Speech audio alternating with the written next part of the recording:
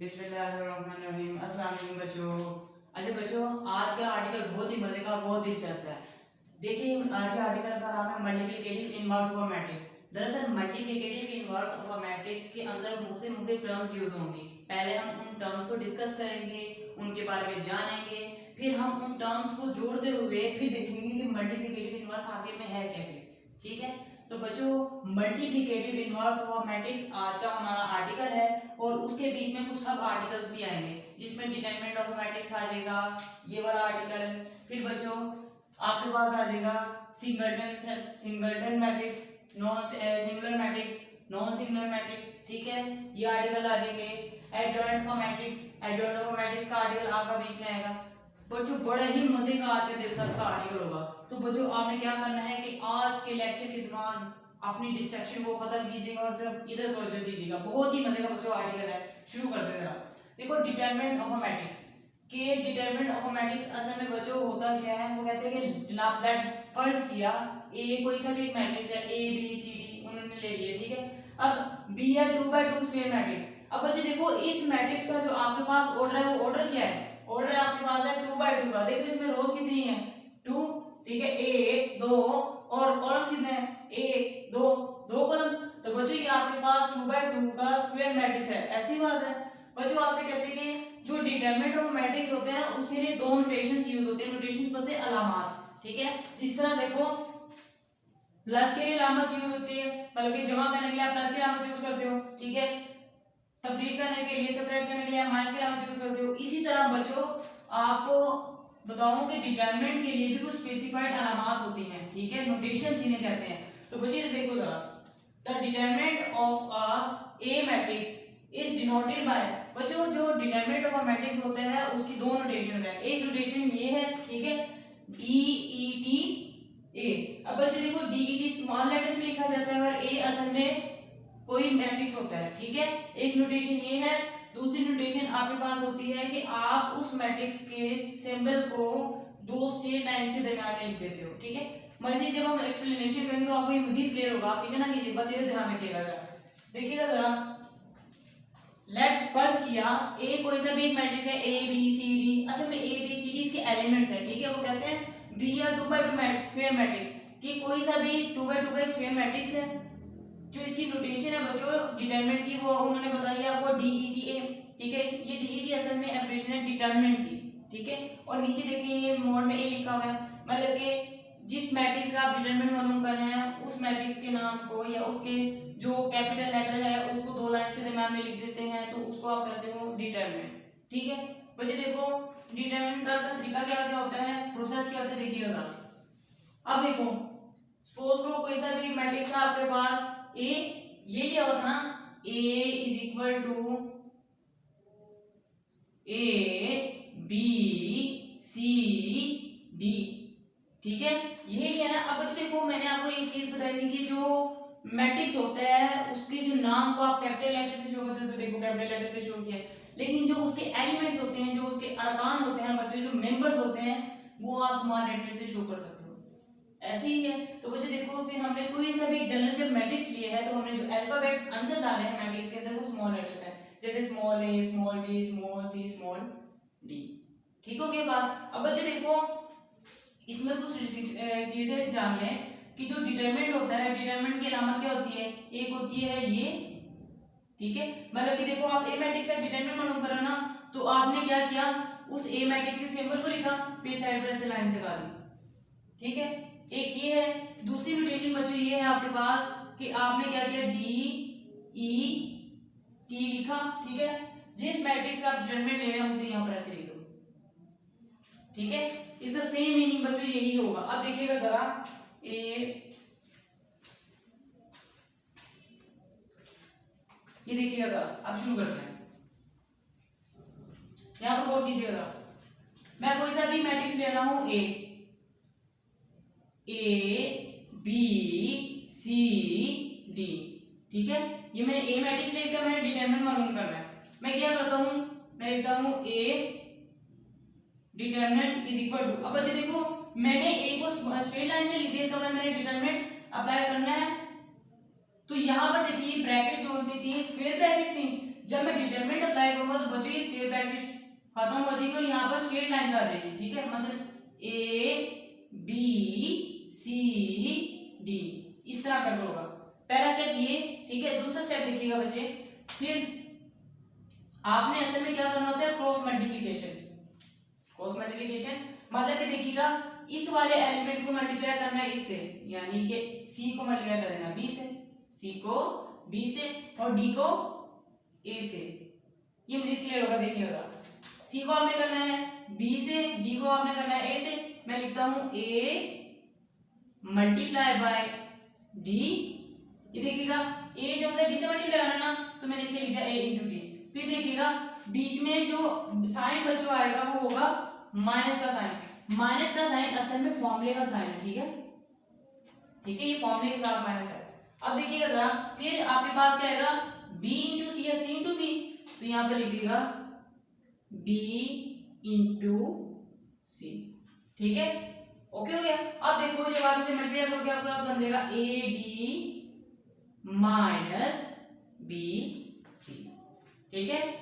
इसी को बच्चों आप क्या कर सकते हो, यहाँ पर एक्सप्लेन करते हैं। देखिए अब मैं कोई सा फर्जी तौर पर अपनी तरफ से एक मैट्रिक्स लेता हूँ, फिर उसे एक्सप्लेन करते हैं कि इसका क्या डिटरमिनेंट आ सकते हैं। देखिएगा मैं लेता हूँ जनाब b इज इक्वल टू मैं लेता हूँ जनाब 1 1 माइनस 2 3, ठीक है। ये मैंने अपनी तरफ से b एक मैट्रिक्स ले लिया, इसका मैंने डिटरमिनेंट मालूम करना है। पहला स्टेप कि मैं इसकी दोनों तरफ ना स्ट्रेट लाइंस लगा दूंगा b की तरफ, ठीक है। जब मैं b की तरफ दोनों तरफ स्ट्रेट लाइन लगाऊंगा तो बच्चों जो ये स्क्वायर मैट्रिक्स है इसकी लाइन स्ट्रेट हो जाएगी। ऐसे करूंगा 1 1 माइनस 2 3, ठीक है बच्चों, पहला स्टेप मुकम्मल हो चुका। अब देखो जरा, अब क्रॉस मल्टीप्लिकेशन। क्रॉस मल्टीप्लिकेशन में क्या होता है बच्चों, आपने -2 को मल्टीप्लाई करना है 1 से, ठीक है। 3 को मल्टीप्लाई करना है आपने इस वाले 1 से। इस तरह होगा, देखो देखो गौर से, 1 ज़रब 3, ठीक है, 1 ज़रब 3, फिर फॉर्मूले का माइनस का साइन, फॉर्मूले का माइनस का साइन। फिर देखिएगा -2 को आपने मल्टीप्लाई करना है 1 से, यानी कि -2 मल्टीप्लाई बाय 1, ठीक है। गौर से देखिएगा, 3 एकम 3, ठीक है। फिर देखिएगा माइनस माइनस क्या होता है बच्चे, माइनस माइनस प्लस होता है ना, तो यहाँ पर आपके पास प्लस का साइन बन जाएगा और 2 को जब आप 1 से मल्टीप्लाई करेंगे आपके पास आ जाएगा 2, ठीक है। 3 + 2 तो आपके पास आ जाएगा ये 5, ठीक है। अब बच्चे देखो 5 आपके पास कोई सा भी कांस्टेंट नंबर आया है, 5 आपके पास कोई सा भी एक कांस्टेंट नंबर आया है, तो बच्चों अगर हम इस जनरल फॉर्म में देखें, हम ये जनरली यहाँ पर क्लियर कर रहे थे ना चीज को, अभी ये तो हमने नंबर्स ले लिए थे, स्पेसिफाइड कर दिया था, लेकिन यहाँ पर ए बी सी डी आपके पास जनरल बात कर रहे थे। तो देखिए अगर मैं ऐसा कह दूं कि अगर आप A D minus B C को सोल्व करते हो कोई कांस्टेंट नंबर आता है, तो मैं फर्जी तौर पर एक कांस्टेंट ले नहीं सकता हूं। मैं कहता हूं कि अगर आप A D minus B C को सोल्व करते हो आपके पास एक कांस्टेंट आ जाता है लैम्डा, ठीक है। लैम्डा असल में एक कांस्टेंट है बच्चे, ठीक है, थोड़ा बहुत क्लियर हो रहा होगा। अब देखो एक नोटेशन तो ये यूज होती है कि आप साइड पर लाइन लगा देते हो, ठीक है। दूसरी नोटेशन बच्चे यूज होती है, देखिएगा गौर से, दूसरी नोटेशन होती है आपके पास, आप उस नोटेशन में करते हो बच्चों डी ई टी, आपने लिख लिया।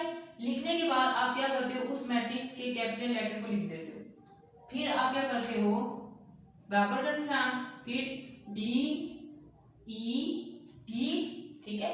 फिर यहां पर अभी आप मैट्रिक्स को लिखते हो ए बी सी डी, आप यहां से ब्रैकेट्स को नहीं खत्म करते, ठीक है, समझ आए ना बात। आपने डी ई टी लिखा, फिर स्क्वायर ब्रैकेट के अंदर ए बी सी डी लिख दिया। अब देखिएगा नेक्स्ट टाइम में आप क्या करते हो, लिखते हो डी ई टी ए बराबर है। अब आप जब डी ई टी यहां से खत्म करते हो तो यहां पर लाइन हो जाती है आपके पास स्ट्रेट यानी सीधी, ठीक है, मतलब कि ए बी, ठीक है, फिर आपके पास आ जाती है सी, ये आपके पास आ जाता है डी। समझा रहे ना बात बच्चे, देखो गौर से, इनकी आप करते हो क्रॉस मल्टीप्लिकेशन, मतलब कि सी को मल्टीप्लाई कर देते हो बी से, डी को मल्टीप्लाई कर देते हो ए से। जब आप डी को ए से मल्टीप्लाई करोगे तो आपके पास आ जाएगा, देखिएगा ए ज़रब डी यानी ए डी, ठीक है।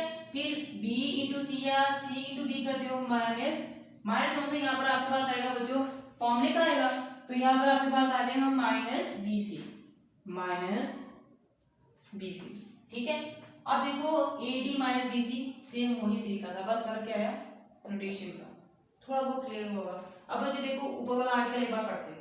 देखो डिटरमिनेंट, अब देखो ए मैट्रिक्स उन्होंने कोई सा भी लिया होता ना, यहाँ पर देखें ए इक्वल टू स्क्वायर ब्रैकेट के अंदर ए बी सी डी, ठीक है।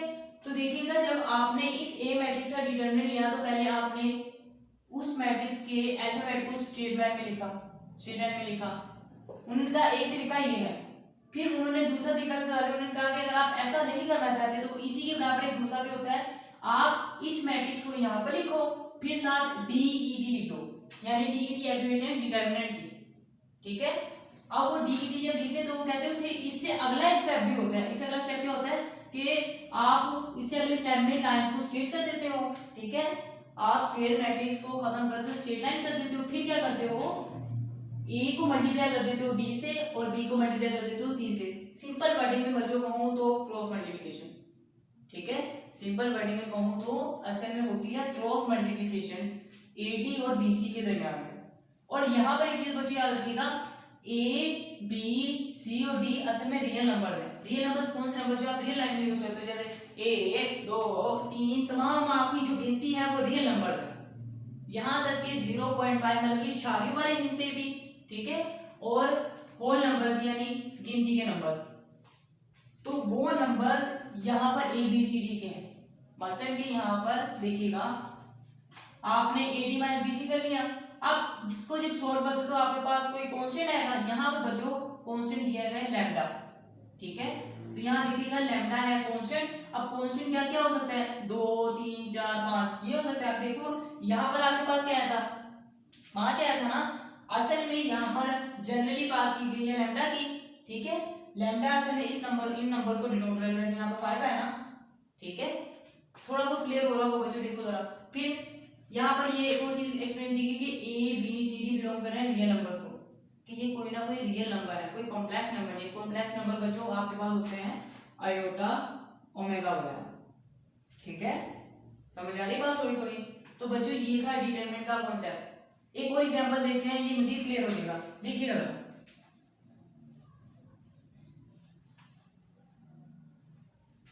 देखिएगा जरा, एक मिसाल लेते हैं, m इज इक्वल टू 2 6 1 3, ठीक है बच्चों। अब गौर करना बच्चों, यहां से ये हम डिटरमिनेंट लेना भी सीख रहे हैं, बड़ी आसान सी चीज है। डिटरमिनेंट में बच्चों क्या होगा, आप एक कोई सा भी तरीका ले लो, मैं स्ट्रेट लाइन का ले रहा हूं, ठीक है। क्या तरीका होता है, आप कैपिटल लेटर को स्ट्रेट लाइन के अंदर लिख लेते हो लेफ्ट साइड पर, और राइट साइड पर जो स्क्वायर ब्रैकेट होती है वो भी स्ट्रेट लाइन बन जाती है, ऐसे करके सीधी सी, ठीक है। डी टर्मिनेंट के लिए आप स्ट्रेट लाइन को यूज करते हो।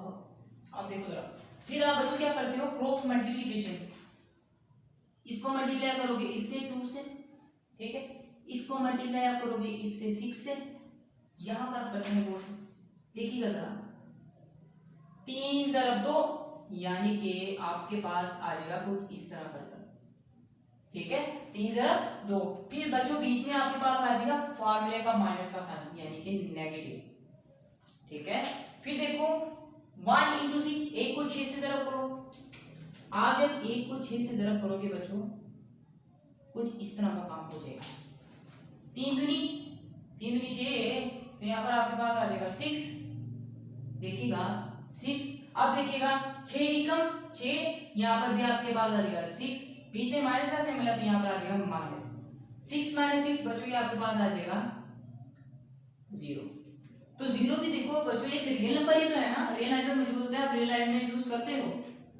देखो आपके पास जो आंसर आया यानी कि जो कांस्टेंट आया वो भी तो रियल ही है। तो यहाँ पर देखो जो हम जनरली बात कर रहे थे कि लैम्डा बिलोंग्स टू रियल, ठीक है। आप थोड़ी बहुत समझ आ रही हो कि इस बात की, ठीक है, कि डिटरमिनेंट में आप क्या करते हो, तो आपको एक मैट्रिक्स दिया जाता है, आप उसमें उनके एलिमेंट्स पे क्रॉस मल्टीप्लिकेशन करते हो, और बीच में जो सिंबल यूज होता है, ठीक है, अलामत यूज होती है, वो होती है प्रोसेस यानी ये सब्ट्रैक्शन की।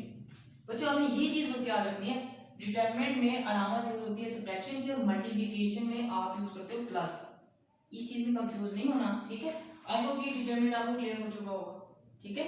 अब देखिएगा नेक्स्ट बच्चों, जब आप डिटरमिनेंट को देखते हो तो डिटरमिनेंट में दो टाइप्स निकल जाती हैं, डिटरमिनेंट में भी दो टाइप निकल जाती है। पहली टाइप होती है सिंगुलर मैट्रिक्स, ठीक है, और एक होती है नॉन सिंगुलर मैट्रिक्स। बच्चों सिंगुलर मैट्रिक्स ये डिटरमिनेंट की वो टाइप होती है, देखिएगा सिंगुलर मैट्रिक्स स्क्वायर मैट्रिक्स, कोई सा भी स्क्वायर मैट्रिक्स, कौन सा A is called a singular matrix, उसको आप सिंगुलर मैट्रिक्स हो गए इफ अगर क्या is determinant of A is equal to 0, कि अगर उसका जनाब जो डिटरमिनेंट आ जाए इक्वल टू आना यानी कि 0 आ जाए, आप उसका डिटरमिनेंट लो, डिटरमिनेंट लेने के बाद जो उसके पास कांस्टेंट है वो कांस्टेंट आपके पास बन जाए 0। देखते हैं एग्जांपल से, देखते हैं एग्जांपल से क्लियर होगा। मैं फर्जी तौर पर बच्चों अपनी तरफ से कोई सा देख लेता हूं, मैं ले लेता हूं a इज इक्वल टू 1 2 0 0। ये मैं फर्जी तौर पर बच्चों की तरफ से कोई सा एक मैट्रिक्स ले रहा हूं। फिर देखिएगा इसका अगर मैं डिटरमिनेंट लेता हूं, अगर इसका डिटरमिनेंट 0 होगा तो बच्चों मैं इसे कहूंगा ये है तो डिटरमिनेंट, लेकिन ये आपके पास सिंगुलर मैट्रिक्स है, ठीक है। देखिएगा अगर यहां से मैं लिखूंगा सबसे पहले कैपिटल लेटर, फिर उसको मैं इनक्लोज करूंगा दो लंबी लंबी स्ट्रेट लाइन में। जब मैं लंबी लंबी स्ट्रेट लाइन में इसे इनक्लोज कर दूंगा तो बच्चों जो यहाँ पर स्क्वायर मैट्रिक्स की जो ब्रैकेट्स होंगी वो स्ट्रेट हो जाएगी, ऐसे करके बिल्कुल सीधी सीधी कंडे की तरह सीधी। अब 1 2 0 0 यहाँ पर 1 2 आना यानी कि 0, ठीक है। अब आपने क्या करना है, क्रॉस मल्टीप्लिकेशन। क्रॉस मल्टीप्लिकेशन किस तरह, इस 0 को मल्टीप्लाई कर देना है इससे, इस 0 को मल्टीप्लाई आपने कर देना है इससे, ठीक है। मतलब कि 0 इंटू 1 0 इंटू 2, देखते हैं क्या आएगा, 0 इंटू 1 यानी कि 0 ज़रब 1 माइनस 0 ज़रब 2 यानी कि 0 मल्टीप्लाई बाय 2, ठीक है। 0 को जब आप 1 से मल्टीप्लाई करते हो आपके पास क्या आ जाएगा 0, फिर 0 को आप 2 से मल्टीप्लाई करोगे तो बच्चों क्या आएगा और क्लोज आएगा आपके पास आ जाएगा, यहाँ पर भी 0 और बीच में माइनस है, 0 को 0 में से निकालो तो क्या आएगा 0, तो यहाँ पर आपके पास आ जाएगा 0। तो आप कह सकते हो ना कि देखो determinant of a is equal to माना यानी कि 0। तो यहाँ पर डेफिनेशन में आपको क्या कहना है, अ स्क्वायर मैट्रिक्स, एक square matrix a is called a singular matrix, उसे आप सिंगुलर मैट्रिक्स कहोगे कब, इफ अगर डिटरमिनेंट ऑफ a, अगर उस a का डिटरमिनेंट, a असल में इसकी बात हो रही है, ठीक है, जिसका आप डिटरमिनेंट ले रहे हो इज इक्वल टू 0, मतलब उसका आप जब डिटरमिनेंट लेते हो वो आपके पास क्या आ जाए 0 आ जाए, तो आप कह दो ये सिंगुलर मैट्रिक्स है, ठीक है। A square matrix is said to be singular matrix if its determinant is equal to 0, ठीक है, क्लियर हुआ बच्चों। इसकी देखो एक बार और पढ़ लेते हैं, इसकी जो कंडीशन है बच्चों डिटरमिनेंट इज इक्वल टू 0, ये इंपॉर्टेंट डेफिनेशन है बोर्ड के लिहाज से बच्चों, और साथ साथ आपने एग्जांपल्स भी जरूर देने। आई होप ये सिंगुलर मैट्रिक्स आपको क्लियर हो चुका होगा। सिंगुलर मैट्रिक्स वो बच्चों होता है जिसका डिटरमिनेंट 0 आ जाता है। फिर एक और टाइप आ जाती है आपके पास नॉन सिंगुलर मैट्रिक्स की, वहां देखिएगा non singular matrix, a square matrix, एक स्क्वायर मैट्रिक्स ए कोई सा भी इज कॉल्ड, उसे कहते हैं नॉन सिंगुलर मैट्रिक्स इफ अगर इट्स डिटरमिनेंट, अगर उसका determinant is not equal to 0, अगर उसका डिटरमिनेंट 0 के इक्वल है, मतलब कि 0 ना है, ठीक है, 0 के अलावा कुछ भी आ जाए लेकिन 0 ना है, तो कोई सी भी एक मिसाल ले लो, आप ले लो, मैं यहाँ पे लेता हूँ b इज इक्वल टू, मैं ले लेता हूँ 1 1 0 2, ठीक है। 1 1 0 2 मैंने फर्जी तौर पर कोई सी भी एक एग्जांपल ले लिया, अगर मैं इसे सोल्व करता हूँ अगर तो इसका आंसर 0 आ गया तो ये सिंगुलर मैट्रिक्स होगा। अगर 0 के अलावा कुछ भी आ गया, माइनस में आया चाहे पॉजिटिव में, छोटे से छोटा नंबर है चाहे बड़े से बड़ा है, ठीक है, 0 ना हो तो आपके पास ये नॉन सिंगुलर मैट्रिक्स होगा, बोल लीजिएगा। चलिए देखते हैं बच्चों, आपने पहले क्या करना है, पहले डिटरमिनेंट के सिंबल में लिख लेना है 1 1 0 2, ठीक है। फिर आपने क्या करना है, क्रॉस मल्टीप्लिकेशन, ठीक है। देखिएगा कैसे होगी, 2 को आपने मल्टीप्लाई करना है 1 से, ये आपके पास हो जाएगा 2 इंटू 1, बीच में फॉर्मूले का माइनस का साइन आ जाएगा, ठीक है। फिर देखिएगा, फिर आपने करना 0 को 1 से मल्टीप्लाई, यानी 0 इंटू 1। बच्चे 2 एकम क्या होता है, 2 आपके पास आ जाएगा यहाँ पर 2, ठीक है। 0 को 1 से मल्टीप्लाई करो, आपके पास आ जाएगा 0, 2 में से 0 निकालोगे आपके पास आ जाएगा 2। अब देखो बच्चों, जो 2 है ये 0 तो नहीं है, आप कह सकते हो ना कि 2 ये बराबर में निशान डालो, फिर ऐसे एक छोटी सी लाइन लगा दो, इसका मतलब क्या बराबर नहीं किसके 0 के। तो बच्चों देखो ये 0 तो नहीं ना आया, 0 नहीं ना आया, तो ये आपके पास नॉन सिंगुलर मैट्रिक्स होगा। सिंगुलर मैट्रिक्स वो होता है जिसमें डिटरमिनेंट 0 आ जाता है, जबकि नॉन सिंगुलर वो होता है जिसमें डिटरमिनेंट 0 नहीं आता। इसको बच्चों आप यहाँ से ऐसे भी आंसर कर सकते हो, 0 एक सिंगल नंबर है ना, 0 एक सिंगल नंबर है। अब आप किसी भी नंबर का, किसी भी मैट्रिक्स का अगर डिटरमिनेंट लेते हो, अगर उसका 0 आ जाए, कोई सिंगल मान के 0 तो सिंगल ही है ना, ठीक है।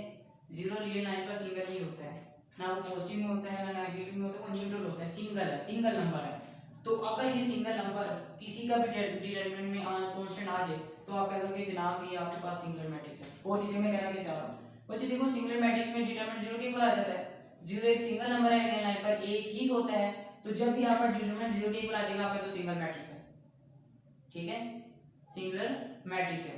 अगर 0 नहीं है, 0 के अलावा आ जाए, तो आपका तो नॉन सिंगुलर। नॉन का मतलब नहीं, सिंगुलर सिंगुलर नहीं है, मैट्रिक्स मैट्रिक्स। तो नॉन सिंगुलर मैट्रिक्स होता है जिसका डिटरमिनेंट 0 के इक्वल ना है, और जबकि सिंगुलर मैट्रिक्स वो होता है जिसका डिटरमिनेंट जो सा होता है 0 आ जाए, ठीक है। आई होप कि क्लियर हो चुका होगा आपको।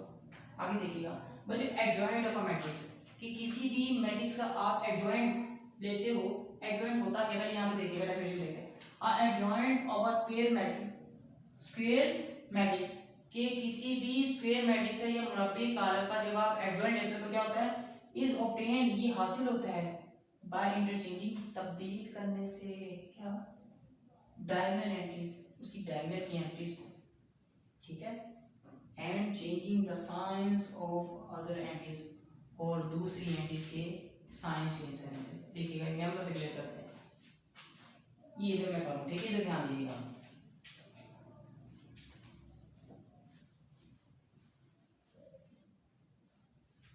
कुछ बोलिएगा, मैं कोई सा भी एक मैट्रिक्स लेता हूं, A इज इक्वल टू, कौन सा लेंगे आप, A इज इक्वल टू ये ले लेते हैं 1 2 3 0, ठीक है।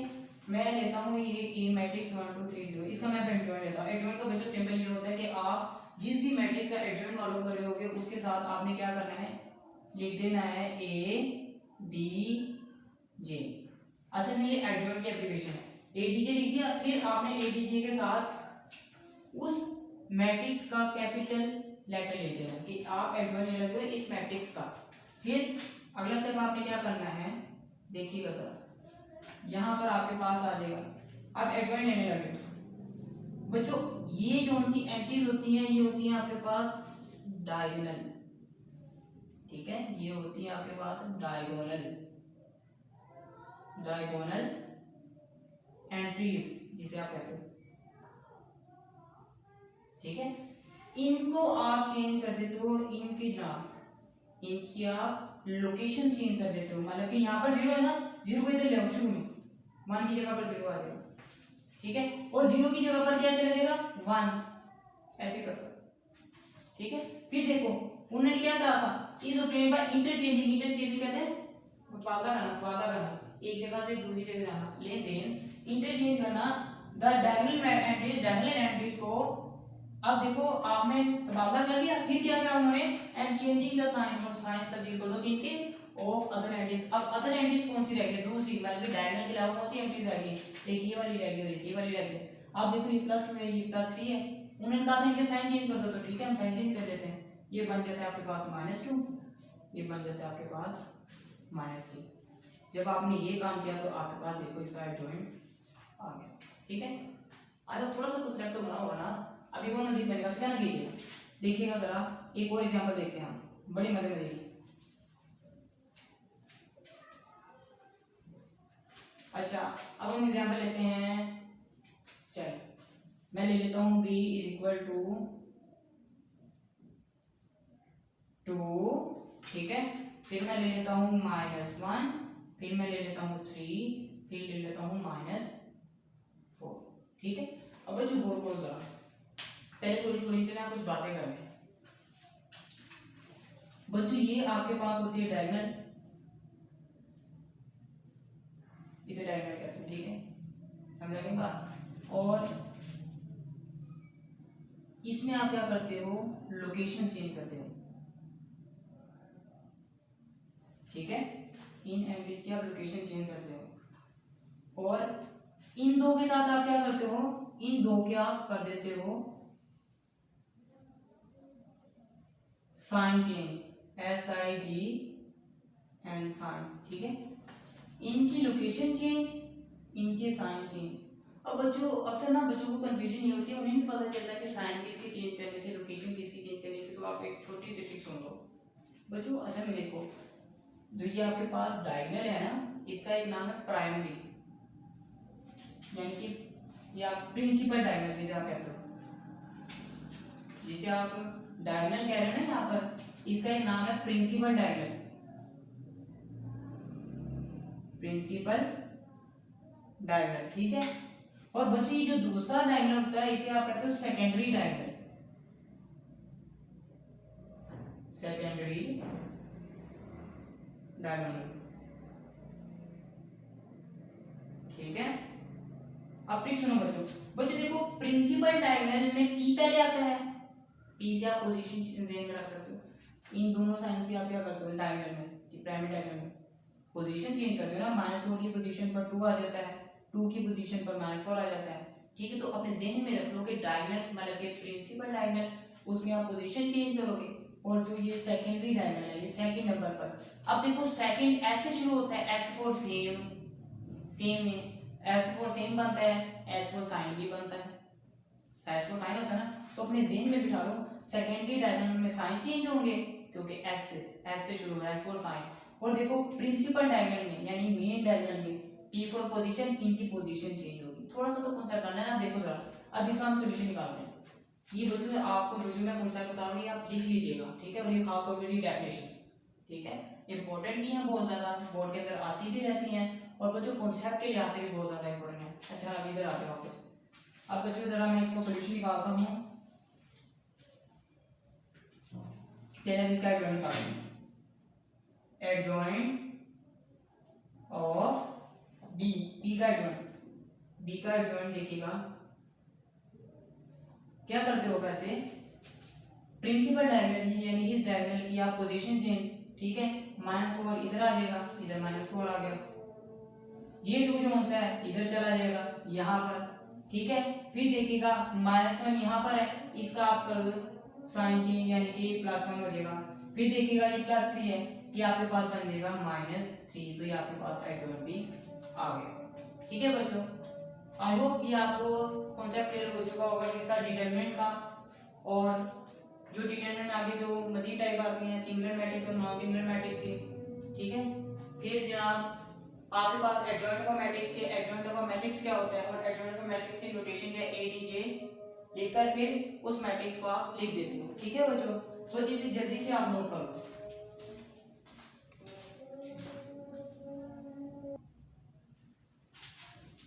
अच्छा बच्चे देखिएगा, आपने तमाम टर्म्स मल्टीप्लिकेटिव इनवर्स की पढ़ चुके हैं। अब देखिएगा मल्टीप्लिकेटिव इनवर्स का स्ट्रक्चर क्या होता है। बच्चों मल्टीप्लिकेटिव इनवर्स में देखें, एक तो होता है एडजॉइंट, ठीक है। मल्टीप्लिकेटिव इनवर्स सॉल्व करने के लिए आपके पास एडजॉइंट होना और डिटरमिनेंट होना लाजमी होता है।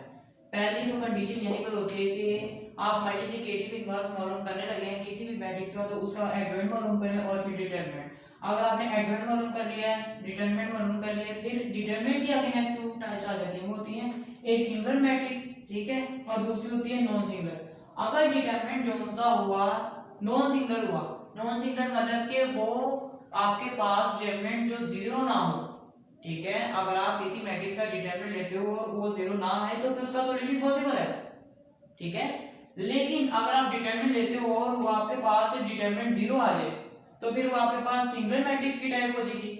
सिंगुलर मैट्रिक्स में क्या होता है, डिटरमिनेंट इक्वल टू 0 होता है, और बचे जब डिटरमिनेंट इक्वल टू 0 आ जाएगा तो फिर उसका सॉल्यूशन पॉसिबल नहीं है, उसका मल्टीप्लिकेटिव इनवर्स मालूम नहीं कर सकते। बच्चों ये स्ट्रक्चर अपने ज़हन में बिठा लीजिएगा, जब भी आप किसी भी मैट्रिक्स का मल्टीप्लिकेटिव इनवर्स सॉल्व करने लगेंगे तो पहले आप एडजॉइंट निकालेंगे, फिर डिटरमिनेंट, ठीक है। फिर एडजॉइंट जब निकाल के एडजॉइंट सब कहा जाया करेगा बच्चे, डिटरमिनेंट जो सी टर्म होगी बहुत जरा किया करेगी, क्योंकि डिटरमिनेंट की फर्दर टू टाइप आती है सिंगुलर मैट्रिक्स में और नॉन सिंगुलर मैट्रिक्स में।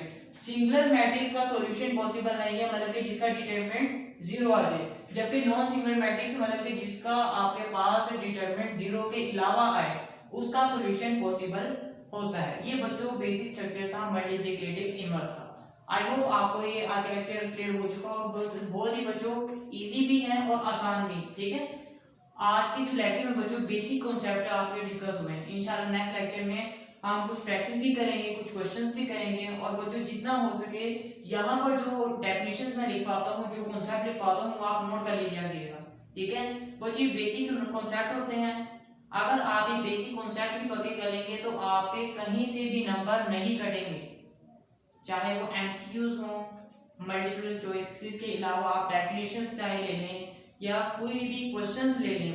बच्चों ये कॉन्सेप्ट अपने ज़हन में बिठा लीजिएगा, बेसिक कॉन्सेप्ट होते हैं। इन बेसिक कॉन्सेप्ट की आप सही तरह प्रिपरेशन कर लीजिए कीजिएगा, इसे नोट कर लिया करें, आपका फायदे ही चीज़ है, ठीक है बच्चों। अब मैं इजाज़त चाहूँगा, और हंसते रहें, मुस्कुराते रहें और जिंदगी के मजे लें, लेकिन साथ साथ बच्चों पढ़े भी, ठीक है। पढ़ना भी जरूरी है, खेल कूद भी जरूरी है। तो बच्चों दुआओं में याद रखिएगा, फिर मिलेंगे अगले लेक्चर में। अल्लाह हाफिज़।